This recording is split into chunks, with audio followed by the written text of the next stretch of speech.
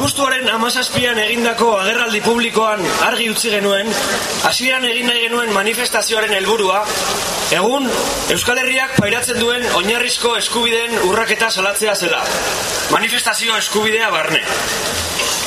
Eta manifestazioarekiko barne sailak erakutsitako jarrera arroak, beste behin ere, agerian utzi du hemen Euskal Herrian oinarrizko eskubideak bermatzeko bidean oraindik lan asko dagoela egiteko.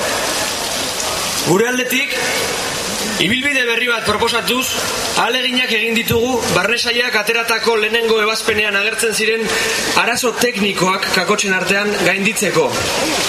Hala ere, aitzakia merkeak jarriz, Ertzaintza tematu da manifestazioaren eskubidea gutxiesten Euskal Gizartearen sektore konkretu batena, hain zuzen. Inor gutxik ulertzen du zezenketen aurkakoek aurreko igandean egindako ibilbidea Euskal Herriaren eskubideak aldarrikatzeko ezin erabili izatea. Manifestazio eskubideak bitan ezestatze izanak eskutuko asmo politiko bat dagoela baieztatzen du. Manifestazio eskubidea sokoratzea, hain zuzen. No nos queda ninguna duda de que tras estas dos prohibiciones hay un claro objetivo político: arrinconar el derecho de manifestación. El derecho de manifestación es un derecho fundamental amparado por Naciones Unidas y, en consecuencia, no podemos aceptar ninguna decisión política que tenga como objetivo desfigurar el sentido de la propia manifestación. En consecuencia, hemos decidido no llevar a cabo la manifestación en las condiciones humillantes que trataba de imponer Interior. En su lugar, y aquí mismo, llevaremos a cabo un acto político en el que reivindicaremos los derechos de Euskal Herria y en el que haremos especial énfasis en demandar respeto a los derechos civiles y políticos, vulnerados de forma constante en este país en base a decisiones políticas. Con esta concentración pretendemos dejar claro que la construcción de un escenario realmente democrático se basa en el respeto de los derechos fundamentales, de los derechos civiles y políticos de todas y todos, y para exigir al PSOE que se comprometa de una vez con las vías exclusivamente políticas y democráticas. Ahora vamos a sentarnos 15 minutos y luego leeremos el comunicado que dará fin al acto.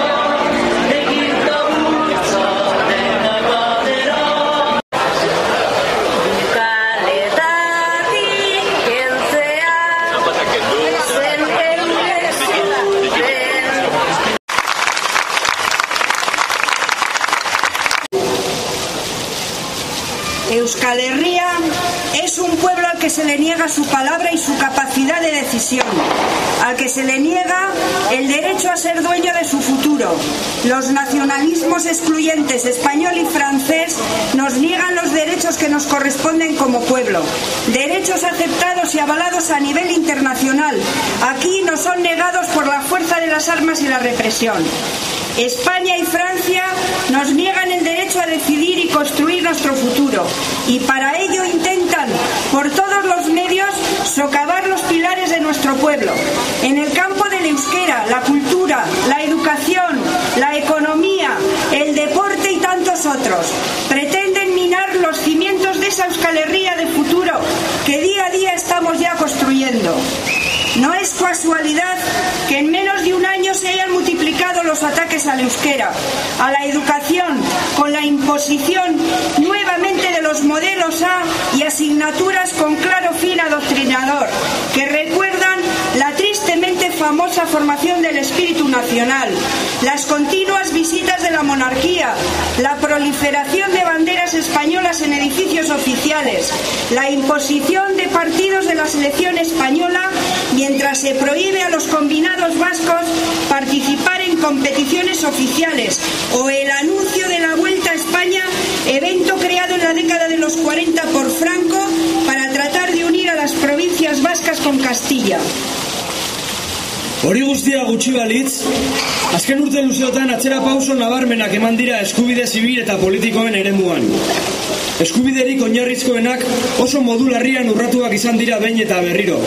Hala nola, bozka emateko eskubidea, instituzioetan parte hartzeko eskubidea, adierazpen askatasuna, elkartzeko zein manifestazioak egiteko eskubidea, errepresaliatu politikoi elkartasuna adierazteko eskubidea eta beste hainbeste. Herri honetako sektore handi batek deklaratu gabeko salbuespen egoera pairatzen du egunero. Hala eta guztiz ere, panorama beltz horren aurrean, hemen elkartu garenok itxaropenez eta ilusioz betetako mezua helarazi nahi diegu Euskal Herria aske ikusi nahi duten ezkertiar eta abertzale guztiei. Izan ere, itxaropen eta ilusio aro berri bat zabaltzen ari da gure herrian. Euskal Herrian garai politiko berri bat ari da irekitzen. Konponbidea eta demokrazia eskuratzeko garaia. Azken hilabeteotan, urrats garrantzitsuak eman dira pertsona zein herri bezala dagozkigun eskubideak errespetatuak eta gauzagarriak izango diren egoera berri bat sortzeari begira. Indar metaketan zein herritarren aktibazioan urratsak ematen ari dira gure herrian. Jatorri eta tradizio desberdinetako indar politikoek mesfidantzaren trintxerak atzean utzi eta elkarlanari ekin diote, herri gisa batzen gaituena oinarri hartuta. Euskal Herrian badago masa kritiko zabal bat gure herriaren eskubideen defentsan urratsak emateko eta kalera ateratzeko prest. Ezin gara zain egon. Ez Espainiar estatuak, ez Frantziar estatuak ez digute ezertxo ere oparituko. 70ko hamarkadan gertatu zen bezala, indarrak batuz eta mobilizatuz eskuratu beharko ditugu gure eskubideak. Bide horretan, irailaren 11 egun garrantzitsua izango da. Egun horretan, leporaino bete behar ditugu Bilboko kaleak, adierazi EHek deitutako manifestazioan.